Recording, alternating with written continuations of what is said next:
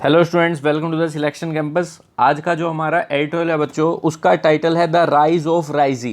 पहले तो मैं बता दूं, एक क्वेश्चन आपका कंफर्म हो गया, ईरान के न्यू प्रेसिडेंट चुन लिए गए हैं। वैसे तो ईरान में कोई खास डेमोक्रेसी है नहीं, फिर भी इलेक्शन हुए हैं और ये प्रेसिडेंट चुने गए हैं। जो रूहानी जी थे वो चले गए, अब राइजी बन गए हैं। इनकी आगे पूरा नेम भी आपको मिल जाएगा इस एडिटोरियल में। तो खास डेमोक्रेसी है नहीं। मैं ये बात क्यों कर रहा हूँ यहाँ पे ईरान के लिए, देखिए बताता हूँ ईरान का सिस्टम क्या है। पॉलिटिकल सिस्टम बड़ा अजीब है इनका, देखते हैं क्या है। कोई जनता की कोई ख़ास बात हो नहीं रही डेमोक्रेसी वाली। देखो ईरान जैसे जो है ना, इसका पॉलिटिकल सिस्टम इस तरह से है, एक डेमोक्रेसी और एक रिलीजियस, दो पिलर हैं इसके। डेमोक्रेसी में आ गया आपका प्रेसिडेंट और पार्लियामेंट जो लोग चुनते हैं, और एक ये रिलीजियस है ना, इसमें एक कमेटी है, 88 मेंबर्स हैं इसमें, ठीक है। इनका जो लीडर है वो एक रिलीजियस लीडर होता है, सुप्रीम लीडर जो सबसे ऊपर माना जाता है। प्रेसिडेंट, पार्लियामेंट और इन 88 से ऊपर तो है ही, ये आपका सुप्रीम लीडर, ठीक है। आपको मिलेगी एक, देखो ब्लैक कलर की टर्बन बांधे मिलेंगे, ठीक है। ये है सुप्रीम लीडर। ये जुडिशरी को भी करता है, प्रेसिडेंट को भी कंट्रोल करता है, मीडिया को भी कंट्रोल करता है। तो ये मेन है आपका यहाँ पे। आगे इतनी बात समझो, ये सुप्रीम लीडर है, ठीक है। यही डिसाइड करता है कि किसको प्रेसिडेंट बनाना चाहिए, किसको नहीं बनाना चाहिए। किसने काउंसिल बनाई हुई है 8 मेंबर की, ठीक है। उसमें ये 12 के 12 मेंबर, 6 तो कहता है मैं डायरेक्ट इलेक्ट करूंगा, 6 जुडिशरीज में से आएंगे और जुडिशरी भी इन्हीं के अंडर है। तो ये कहता है किसको प्रेसिडेंट बनाना है, किसको नहीं बनाना, सारा खेल सुप्रीम लीडर का होता है, ठीक है। इसे एक रिलीजियस लीडर माना जाता है। चलिए, जो इस्लाम्स वगैरह की ज़्यादा नॉलेज रखते हैं। तो अब हम बात करने आगे करें स्टार्ट, ठीक है। न्यू प्रेसिडेंट बन गए हैं, क्या इनका बैकग्राउंड है, क्या सब है, तो इसके ऊपर ये एडिटोरियल आज का करते हैं स्टार्ट बच्चों अच्छे से। अगर पहले आप चैनल पर नए हैं तो चैनल को कर लीजिए सब्सक्राइब, ताकि आपको डेली नोटिफिकेशन टाइम पर मिल जाए, ठीक है बच्चों। और आप हमारी ऐप डाउनलोड कर सकते हैं, वहाँ आपको इसकी PDF मिल जाएगी, और टेलीग्राम पे भी डाल देते हैं। टेलीग्राम ग्रुप ज्वाइन कर लीजिए, सबका लिंक डिस्क्रिप्शन में दिया हुआ है। वहाँ आपको इंग्लिश के कोर्सेज मिल जाएंगे, ग्रामर से रिलेटेड, बिल्कुल रीजनेबल अमाउंट में चेक कर सकते हैं जाके, ठीक है। बहुत ही ज़्यादा कम अमाउंट है, और आपको एक डाउट फैसिलिटी भी मिलती है पूछने की, टेलीग्राम की, व्हाट्सअप की, वहीं पे ऐप में। करें स्टार्ट बच्चों, ठीक है। और आपकी जो वोकैबुलरी है उसे साथ के साथ नोट करते जाइएगा, और रीडिंग स्किल आपकी यहाँ डेली इंप्रूव करवाई जाती है एडिटोरियल के through. The rise of Raisi, rise का मतलब उदय होना। राइजी जो नए प्रेसिडेंट बने हैं उनका कैसे हुआ उदय, कैसे बने वो यहाँ तक, इस पोजीशन तक। ऑन ईरान न्यू प्रेसिडेंट, किसके ऊपर है ये editorial? On Iran new president, Iran के न्यू प्रेसिडेंट के ऊपर है, ठीक है। नेक्स्ट क्या कह रहे हैं? The new president should use his clout, the new president should use his clout, meaning ये जो नए प्रेसिडेंट बने हैं इनको यूज करना चाहिए हिज क्लाउड। क्लाउड का एक तो मतलब होता है किसी को धक्का मारना, वो एज अ वर्ब होता है, पर ये तो यहाँ पे क्या है, एज अ नाउन है। तो यहाँ क्लाउड का मतलब क्या है? सिंपल, क्लाउड का मतलब है ये इन्फ्लुएंस, पावर, ठीक है। अपनी पावर का यूज करना चाहिए। To push for, push for का सिंपल मीनिंग है डिमांड, मतलब क्या वो push for economy, political reforms, कि भाई इकोनॉमी का आ सके धकेले किसकी तरफ, ईरान को, कि इकोनॉमी का और पॉलिटिकल रिफॉर्म्स आ सके ईरान में। जो डेमोक्रेसी बिगड़ी हुई है और इकोनॉमी की हालत बिल्कुल ही बेकार हुई पड़ी है, ठीक है।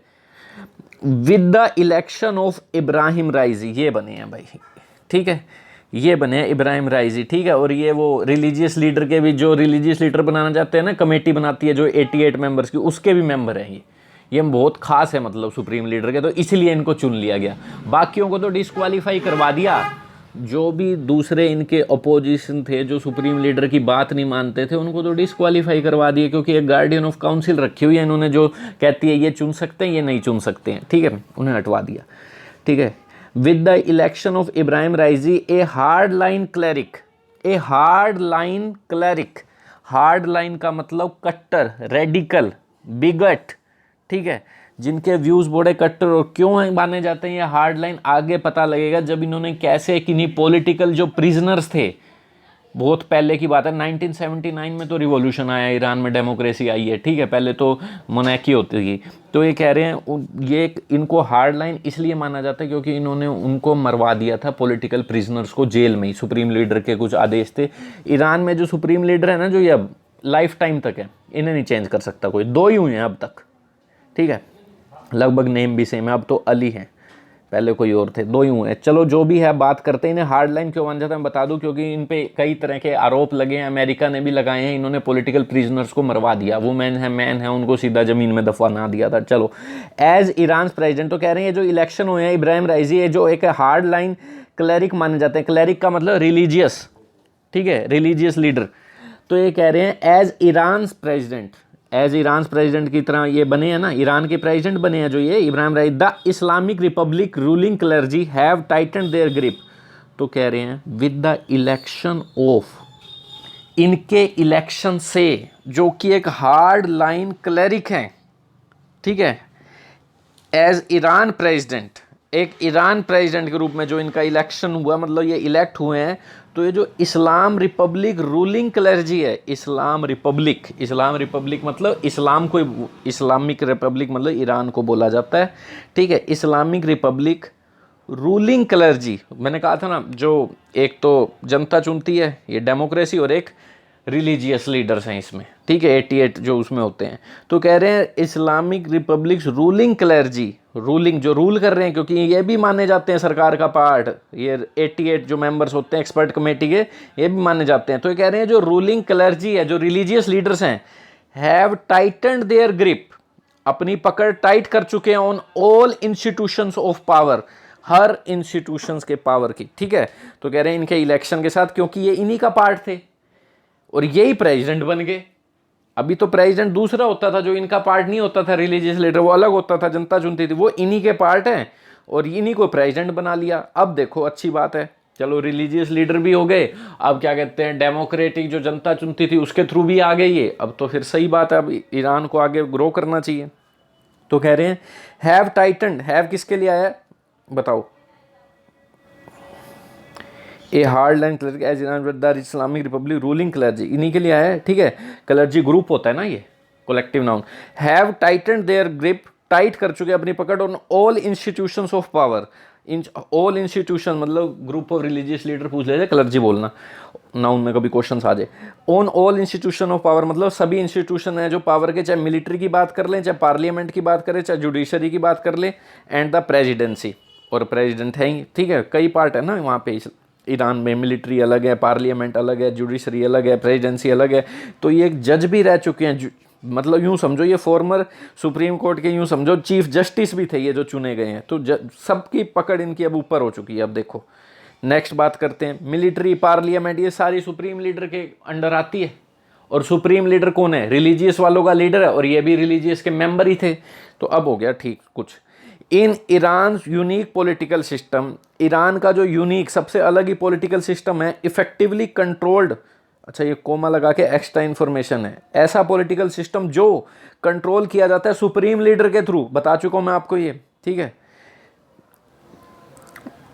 In Iran unique political system, presidents जो प्रेसिडेंट्स होते हैं, ये हु इनके लिए आया, who run the day to day affair, जो डे टू डे मैटर को संभालते हैं, मतलब हैव, तो ये प्रेसिडेंट्स के लिए आया, have an important role to play, उनका एक इम्पोर्टेंट रोल होता है प्ले करने के लिए पॉलिटिक्स में, ठीक है, ईरान की।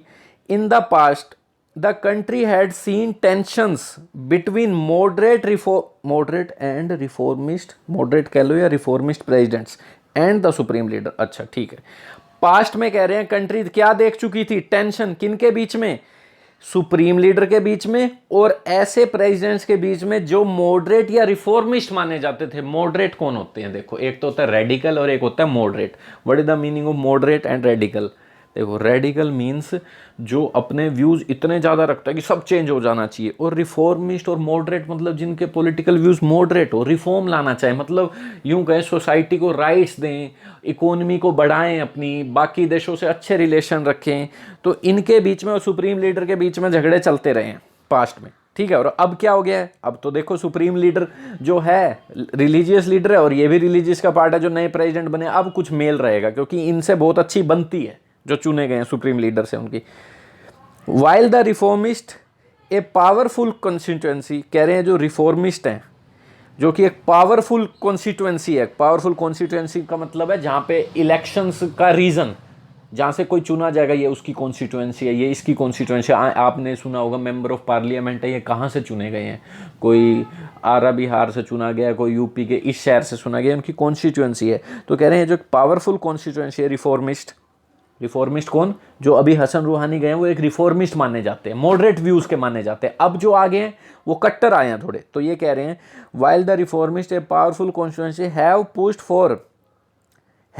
पुश्ड फॉर ग्रेजुअल रिफॉर्म्स, उन्होंने क्या करा है, किस चीज़ का मतलब पुश फॉर का मतलब ग्रेजुअल रिफॉर्म्स लाने चाहिए, सिंपल मतलब ये है, पुश फॉर का मतलब यही है, ग्रेजुअल रिफॉर्म्स लाने चाहिए उन्होंने।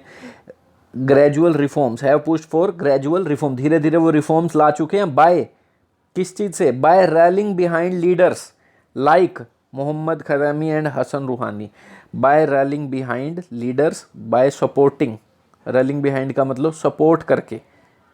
तो ये कह रहे हैं रिफॉर्मिस्ट जो कि एक पावरफुल कॉन्स्टिट्यूएंसी है, pushed for gradual reforms by rallying behind leaders, by support करके। जो रिफॉर्मिस्ट हैं, जो लोग भी इस तरह के ही हैं, उन्होंने सपोर्ट किया, रैली करके मतलब सपोर्ट करके। किन लीडर्स का, ये रे मोहम्मद खज़ेमी एंड हसन रूहानी, ये फॉर्मर प्रेसिडेंट थे और अब ये हैं ये क्या है, मतलब यूँ समझो ये रिफॉर्मिस्ट थे। रिफॉर्म मतलब मॉडरेट पॉलिटिकल व्यूज थे, रिफॉर्म लाना चाहते थे कुछ, सब सोसाइटी ओपन होनी चाहिए, वुमेन्स को भी बराबर का अधिकार होना चाहिए, इस तरह के ये लीडर थे।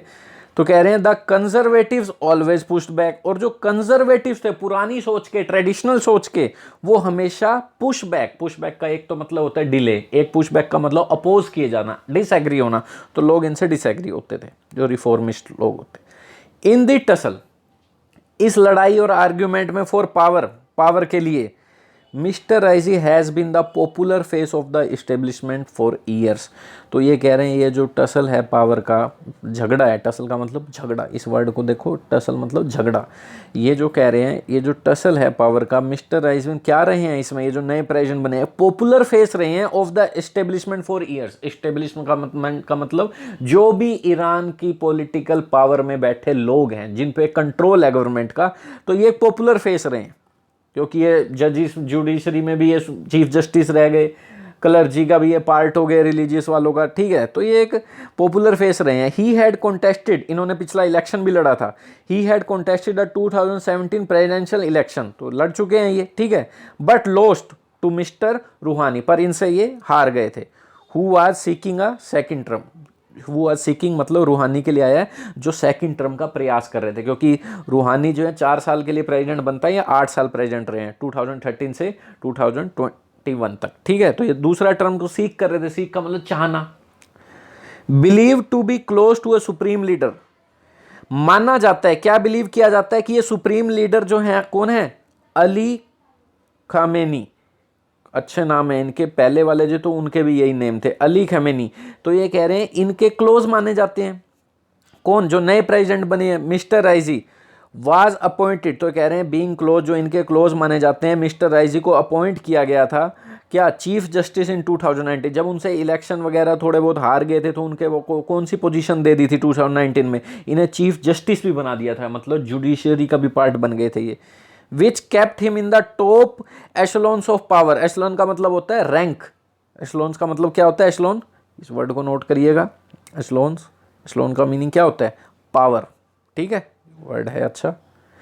विच kept him in the top echelons of power, rank में रखा उनको पावर में, टिल द प्रेसिडेंशियल इलेक्शन, तो उनको टॉप क्या कहते हैं, बनाना तो था ही इनको प्रेसिडेंट, तो इनको पहले से टॉप पावर में रखा ताकि अच्छे अच्छे डिसीजन ले सकें और लोग इनकी तरफ अट्रैक्ट हो सकें, ठीक है। जब तक प्रेसिडेंशियल इलेक्शन नहीं हो गया इनको पावर में रखा, ये सारी स्ट्रेटजी होती हैं। There were allegation that the June 18 election was rigged in favour of mister Raisi, तो ये एलिगेशन थे, क्या एलिगेशन रहे थे, आरोप क्या लगे थे कि जून 18 में जो इलेक्शन हुआ है वाज रिग्ड इन, रिग्ड इन का मीनिंग क्या होता है, ये बड़ा अच्छा वर्ड है, बार बार यूज होता है इलेक्शन के टाइम पे, रिग्ड इन, वो कैप्चर कर लेना, क्या मतलब होता है रिग्ड इन का, बताओ। रिग्ड इन मतलब the act of arranging the result of something dishonestly, मतलब आप ज़्यादातर जो रिजल्ट को मैनिपुलेट कर दो, तब ये वर्ड यूज होता है इलेक्शंस के टाइम। तो कह रहे हैं 18 जो इलेक्शन था रिग्ड इन हुआ था favour of mister Raisi dishonestly, मतलब इनके फेवर में वोट गए थे, even before the first ballot was cast, even before, यहाँ तक कि जो पहला बैलेट पेपर का मतलब होता है, बैलेट पेपर से वोट होता है वहाँ पे, बैलेट पेपर का मतलब है सीक्रेट वोट करवाना, पेज होता है, जैसे हमारे तो यहाँ मशीन दबा देते हैं ईवीएम मशीन, वहाँ पे पेज पे लिखा जाता है नेम, किसको वोट देना है। तो जैसे पहले बैलेट से पहले ही वॉज कास्ट का मतलब वोट देना, पहला जब हुआ था इसमें फर्स्ट फेज में जब इलेक्शन हुआ उससे पहले ही, ठीक है, उससे पहले इन पे इल्ज़ाम क्या लगे थे कि इनके फेवर में वोट डले हैं। द गार्डियन काउंसिल, ये रही, अब ये गार्डियन काउंसिल मैं बता चुका हूँ क्या है। द गार्डियन काउंसिल, इसमें 8 मेंबर्स होते हैं, यही डिसाइड करती है कि किसको प्रेसिडेंट बनाना है या किसको डिस्क्वालीफाई कर देना है पहले से। और रिलीजियस ग्रुप में जो 88 मेंबर्स होते हैं वो भी इसी के मतलब बातों पे, इन्हीं की बातें सुन के 88 मेंबर्स को चुना जाता है, और रिलीजियस वालों को, ठीक है। पर ये गार्डियन काउंसिल बनाता कौन है, अब ये सुनने वाली बात है। 6 member direct supreme leader, 6 member judiciary बनाता है, और जुडिशरी वाले जो होते हैं वो सारे अंडर किसके हैं, सुप्रीम लीडर के ही अंडर है, जुडिशरी पार्लियामेंट सब, तो मेन सारा सुप्रीम लीडर का ये है। तो गार्डियन काउंसिल विच वेट्स पोटेंशियल कैंडिडेट्स, तो जिसने वेट एक तो होता है वेटनरी डॉक्टर एनिमल का, एक होता है वेट्स का मतलब होता है एग्जामिन करना केयरफुली, कौन ठीक है कौन नहीं है, एग्जामिन, जिसने वेट्स पोटेंशियल कैंडिडेट्स, जिन्होंने एग्जामिन किया पोटेंशियल जो फ्यूचर के कैंडिडेट्स हैं, और उन्हें क्या कर चुकी थी ये काउंसिल के लिए वर्ड है, had rejected almost all major reformist, जिसने पहले जो मेजर रिफॉर्मिस्ट हैं, जो रिफॉर्मिस्ट व्यूज रखते हैं, जैसे हसन रूहानी थे, उन्हीं के साथ वाले कोई लोग, उनको पहले ही रिजेक्ट कर दिया। दोबारा हसन रूहानी क्यों नहीं बन सकते, क्योंकि वहाँ 2 बार ही बन सकता है कोई प्रेसिडेंट, ये गार्डियन ऑफ काउंसिल का रूल है। लिविंग हिम द ओनली, तो किसको लिविंग हिम, ये जो कौन है लिविंग हिम, किसके लिए है, जो अभी प्रेसिडेंट बने हैं, the only prominent figure on the ballot, सिर्फ बैलेट पेपर पे जो वोट देना था उन्हीं के लिए प्रोमिनेंट फिगर सिर्फ यही बन के रह गए, कौन, ये जो राइजी बन के आए हैं, ठीक है, प्रोमिनेंट फिगर मतलब important. This led to opposition activist calling for an election boycott, इस चीज ने क्या कर दिया, क्या रिजल्ट आया, लेड का मतलब अपोजिशन जो एक्टिविस्ट है उन्होंने डिमांड की इलेक्शन के बॉयकॉट करने की। बॉयकॉट का मतलब पता ही आपको क्या होता है कि हम नहीं यूज मानते ये सब। Which seems to have had an impact on the voting, अच्छा, this lead to opposition activist ने क्या करा, डिमांड की इलेक्शन को बॉयकॉट कर दो, ये सारी मिली भगत है। जिस चीज ने इम्पैक्ट डाला ऑन द वोटिंग, विच सीम, ऐसा लग रहा है वो इम्पैक्ट डाल चुके हैं, ये बात बॉयकॉट ने इम्पैक्ट डाल दिया वोटिंग पे, इसके कारण क्या हुआ, the turn out was 48.8% on all time low. Turn out का मतलब होता है कितने लोग पहुंचते हैं इलेक्शन के लिए, टर्न आउट मतलब घर से बाहर निकलते हैं, कहीं पहुंचते हैं, ठीक है।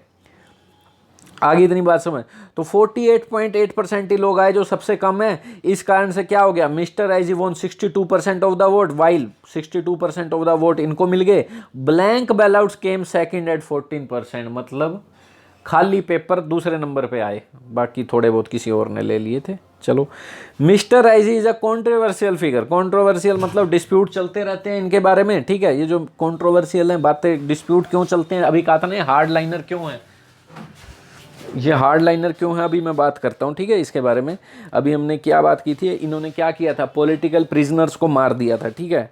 देखो, the US has accused him of, accuse के साथ पहले किस पे लगाया आरोप, और फिर आता है किस चीज का आरोप ऑफ लगता है, has accused him of serving in the death commission of 1989 that implemented, अच्छा ये देखो यहाँ से रीड करना अच्छे से।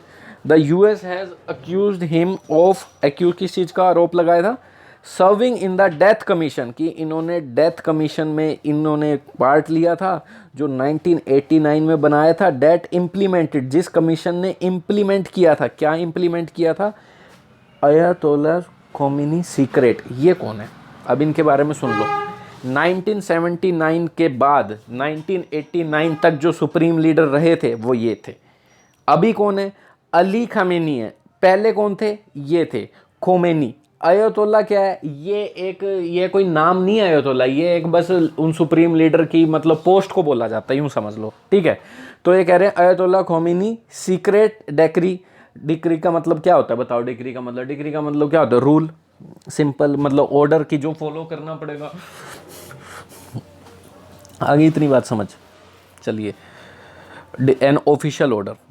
देखो, तो ये कह रहे हैं यूएस हैज अक्यूज्ड हिम, क्या क्यों आरोप लगाया था उन पर, कि भाई आपने तो क्या किया है, डेथ कमीशन में पार्ट लिया, जिसने इम्प्लीमेंट किया था, जो डेथ कमीशन में पार्ट लिया, जो इम्प्लीमेंटेड, जिसने क्या किया था, इम्प्लीमेंट लागू किया था इनका secret order to execute thousands of political prisoners, जिसने एग्जीक्यूट कर दिया था, एग्जीक्यूट का मतलब होता है किल समबडी ऑफिशियली, जिसने थाउजेंड्स ऑफ पॉलिटिकल प्रिजनर्स को मार दिया था। एट होम मतलब अपने घर पर, ईरानी पे he has presided over, presided के साथ ओवर लगाया करो, जिसने भी, जो भी मेन इंचार्ज है ना, उसके लिए वर्ड आता है presided over. He has presided over a harsh campaign against corruption. उन्होंने किसका मतलब रिस्पॉन्सिबिलिटी ली थी, मतलब किसको, मतलब ऊपर रहे थे वो सबसे, इंचार्ज हुए थे किसके, हार्श कैंपेन। उन्होंने एक बड़ा हार्श स्ट्रिक्ट कैंपेन चलाया था करप्शन के खिलाफ, विच क्रिटिक्स है, जिसके बारे में क्रिटिक्स कहते हैं है टारगेटेड पॉलिटिकल राइवल्स। ये तो बस अपने पॉलिटिकल कंपटीटर हैं, उनको टारगेट करने के लिए किया था इन्होंने। क्रिटिक्स कौन होते हैं, जो गवर्नमेंट के बारे में कुछ अपोज बोलते हैं कि क्या बुरा है, क्या बुरा, कोई भी ओपिनियन देते हैं। जैसे कोई मूवी रिलीज़ हुई, मूवी रिलीज़ में कहते नहीं ये अच्छी थी, इसको इतने पॉइंट देने चाहिए, उन्हें क्रिटिक्स बोलते हैं, ठीक है। तो ये कह रहे हैं टारगेटेड पॉलिटिकल राइवल, ये जो इन्होंने चलाया था करप्शन के लिए, पॉलिटिकल राइवल्स को टारगेट करने के लिए था। And he assumes the presidency at a time, और उनको ये जो प्रेसिडेंट में जीते हैं उस टाइम पर प्रेसिडेंसी मिली है इनको, at a time when Iran is facing daunting challenges, जब ईरान क्या कर रहा है, फेस कर रहा है डोंटिंग। डोंटिंग का मतलब क्या होता है, डिसकंसर्टिंग, फॉर्मिडेबल, जो डरा दे, ऐसे चैलेंजेस जो डरा दे, ये डोंटिंग का मतलब हो गया डराना। तो ये चैलेंज के लिए डोंटिंग क्या रहेगा, चैलेंज के लिए बच्चों ये डोंटिंग रहेगा पार्टिसिपल, ऐसे चैलेंज जो डरा दे, ठीक है। ये डूअर हो गया, ये इसका मतलब डूअर के लिए जो ये नाउन हो गया, और ये इसका एडजेक्टिव हो गया। जब भी नाउन डूअर होता है तो पार्टिसिपल बोला जाता है, ठीक है, इतनी बात। The revolution seems to be ageing, the revolution seems to be ageing, इसका मतलब क्या है, रिवोल्यूशन का मतलब क्रांति, क्रांति का मतलब कोई भी चेंज आना। मैंने कहा 1979 में मतलब बना था इलेक्शन, पहली बार डेमोक्रेसी आई थी। रिवोल्यूशन मतलब कोई भी चेंज आना। तो revolution seems to be ageing, जो ये जो रिवोल्यूशन है सीम्स टू बी एजिंग, मतलब एजिंग का मतलब बूढ़ा हो जाना, ठीक है, ओल्डर हो जाना। The country has seen protest, ये जो रिवोल्यूशन लाए थे, ये जो रिफॉर्मिस्ट लोगों को कह रहे थे हम रिफॉर्म लाएंगे, ये करेंगे, वो रहेंगे, ये बूढ़ा होता जा रहा है, यूं समझ लो। The country has seen protest in recent year, जो कंट्री ने क्या किए हैं, प्रोटेस्ट देखे हैं इन रिसेंट ईयर्स में, बहुत ज़्यादा प्रोटेस्ट हुए हैं वहाँ पे ईरान में, इकोनॉमी डाउन है। The push to reform the system from within, कह रहे हैं ये जो द पुश है, ये जो धकेलना, पुश का मतलब सिंपल है, कुछ धकेल के कुछ आगे बढ़ाना। The push to reform the system from within, the push के लिए आया has.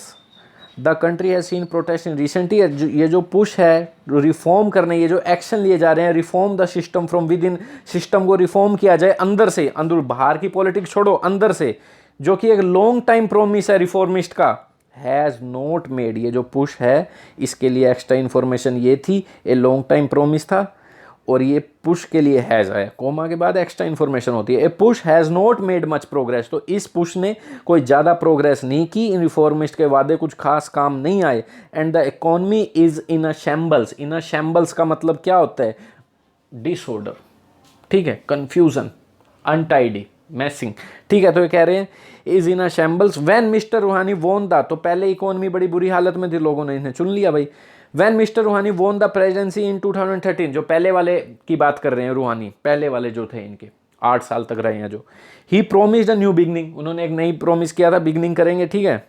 But his attempts to open a new chapter with the west through diplomacy, पर जो उनका जो कोशिशें थी कि वो न्यू चैप्टर वेस्ट कंट्रीज़ के साथ, जो वेस्ट की कंट्रीज है, यूरोप, अमेरिका माना जाता है, जिन्हें कल्चर भी वेस्टर्न बोल दिया और इन्हें वेस्ट का पार्ट माना जाता है, मिडल ईस्ट से अलग मानी जाती हैं ये, ठीक है, एशिया से अलग। थ्रू डिप्लोमेसी वर सेट, तो कह रहे हैं ये जो इनका प्रोमिस था न्यू बिगनिंग लाएंगे, बट ठीक है, बट हिज अटेम्प्ट्स, आगे ये एक्स्ट्रा इन्फॉर्मेशन है अटेम्प्ट के बाद, टू ओपन, ये सब एक्स्ट्रा वर्क किसके लिए आया है, अटेम्प्ट्स के लिए आया है। पर जो उनके अटेम्प्ट थे कि वो new chapter with the west, मतलब नया चैप्टर की शुरुआत करेंगे थ्रू डिप्लोमेसी, कूटनीति के through, were setback by Donald Trump, Donald Trump के द्वारा पूरी तरह से विफल बना दी, सेटबैक, ठीक है, डिफिकल्टी ला दी, अब आप प्रोग्रेस नहीं कर सकते, सेटबैक का ये मतलब होता है। क्यों, डोनाल्ड ट्रंप ने एक इनका बहुत बड़े मिलिट्री पावर में लीडर थे, उनके ऊपर ड्रोन से क्या करवा दिया था, हमला करवा दिया था, फिर लड़ाई होती रही थी इन दोनों में, वो उनकी एम्बेसी में बम फेंक रहे, वो उनमें रॉकेट चला रहे, और न्यूक्लियर डील भी फेल कर दी थी डोनाल्ड ट्रंप ने। And his policy at home, और जो इनकी पॉलिसी थी at home were रजिस्टेड by the conservatives, और जो इनकी होम में पॉलिसी थी उनको कौन रोक लेते थे? जो कंजर्वेटिव्स थे। बाकी लीडर्स की भी तो यहाँ चलती है, रिलीजियस लीडर्स हैं जो कंजर्वेटिव सोच के थे, जो उन्होंने रोक लिया। मिस्टर राइजी वो has supported reviving the nuclear deal. ये जो मिस्टर राइजी जो नए बने हैं, जो सपोर्ट कर चुके हैं कि न्यूक्लियर डील को फिर से रिवाइव होना चाहिए। रिवाइव का मतलब ओरिजिनल कंडीशन पे ले आना, पहले जिंदा कर देना फिर से। ये जो न्यूक्लियर डील है फिर से रिवाइव होनी चाहिए, इनको सपोर्ट कर चुके हैं, ठीक है। Reviving the nuclear deal might also, Raisi ji के लिए है ये, might also bank on, might के बाद V1 आ गई, उनको भी क्या शायद क्या होना पड़ेगा, डिपेंड, वो भी क्या डिपेंड हो सकते हैं, sanctions being remove to reboot the economy. वो भी शायद डिपेंड है कि सैंक्शन जो ईरान पे लगे हुए हैं उनको रिमूव किया जाए, अगर इकोनॉमी को रिबूट करना है। रिबूट कंप्यूटर को करते हैं ना, फ्रेश हो जाए, ऐसे रिबूट इकोनॉमी का मतलब फिर से इकोनॉमी में एक नई जान आ जाए, ठीक है। उनको भी डिपेंड किस पे, जो उन पे सैंक्शन लगे हुए हैं ईरान पे। ईरान ने जब से न्यूक्लियर डील का, हम तो न्यूक्लियर वो बनाएंगे, न्यूक्लियर बॉम्ब बनाएंगे, जब से इन पे सैंक्शंस लगा रखे हैं देशों ने, ठीक है, यूरोप के, अमेरिका ने, तो वो भी इसी पे डिपेंड करते हैं। कह तो रहे हैं कि हम न्यूक्लियर डील को रिवाइव करेंगे, उन्हें भी डिपेंड है कि सैंक्शन उन पे हटाए जाएं ईरान पे, ताकि पेट्रोल वगैरह वो इंपोर्ट कर सकें, इंडिया भी ले सके। And there is growing discontent in society, और ये जो बढ़ता हुआ डिसकंटेंट है, डिसकंटेंट के लिए पार्टिसिपल है, ठीक है। डिसकंटेंट का मतलब क्या होता है? डिससेटिस्फैक्शन, किसी से आप सेटिस्फाई नहीं हो तो डिसकंटेंट, ठीक है। कंटेंट का मतलब संतुष्ट, डिसकंटेंट मतलब संतुष्ट नहीं हो। इन सोसाइटी जो कह रहे हैं बढ़ता हुआ discontent in society and desperate calls for reforms and liberties. तो ये कह रहे हैं और क्या बढ़ रहा है? डिसकंटेंट बढ़ रहा है सोसाइटी, वहाँ के लोग बिल्कुल ही सेटिस्फाई नहीं है इन लीडर से। और डेस्परेट कॉल, डेस्परेट का मतलब सीरियस कॉल, क्योंकि कुछ चाहिए चाहिए, too much wanting and needing too much, यूँ समझ लो, बहुत ज़्यादा कुछ डेस्परेट हो आप।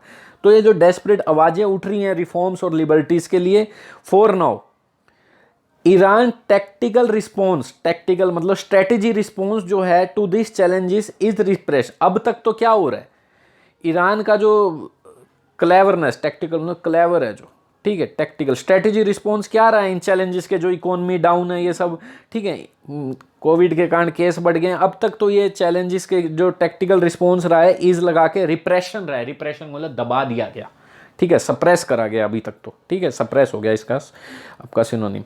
मिस्टर राइजी एज प्रेसिडेंट, जो मिस्टर राइजी हैं as a president, should understand that, उनको समझना चाहिए कि repression will not solve any of the Iran problem. ये जो रिप्रेशन है, लोगों को दबाना, ये कभी भी सोल्व नहीं करेगा ईरान की प्रॉब्लम को। ए member of the clerical establishment, ये जो इन्हीं की बात कर रहे हैं, ये एक मेंबर भी हैं, कहा है ना ईरान की पॉलिटिक दो पे डिपेंड करती है, एक तो डेमोक्रेसी और एक रिलीजियस लीडर्स। तो ये कह रहे हैं ये जो मेंबर भी हैं इनके क्लरिकल इस्टेब्लिशमेंट के, ही शुड यूज हिज क्लाउड, देखना ये ब्लैक कलर की टर्बन ये भी डालते हैं क्योंकि रिलीजियस जो ऑर्गेनाइजेशन है, जो रिलीजियस वाले जो सुप्रीम लीडर बनाते हैं उन्हीं के मेंबर हैं। He should use his clout and the election victory, तो इनको अपना क्या पावर और इन्फ्लुएंस को यूज करना चाहिए, और एंड द इलेक्शन विक्ट्री, और ये जो इलेक्शन में जीते हैं, तो ये कह रहे हैं he should use his clout and the election victory to push for gradual economic and political reforms, ठीक है। तो इनको मतलब अपना ये जो पावर है, एक तो ये क्लरिकल इस्टेब्लिश्ड के मेंबर भी हो गए हैं और इलेक्शन में भी जीता है, तो ये सब चीज़ें इनको यूज़ करनी चाहिए ताकि वो क्या पुश कर सकें, मतलब क्या एक्शन लें, ग्रेजुअल धीरे धीरे इकोनॉमिक और पॉलिटिकल रिफॉर्म्स ईरान में आ सके, ठीक है। जो आज का जो इम्पोर्टेंट डे है वो सबको पता होना चाहिए, 21 जून international yoga day, Narendra Modi ji ने शुरू किया था ये। चलें बच्चों, आज के लिए थैंक यू। वीडियो को लाइक और शेयर कीजिएगा अगर समझ आई हो तो।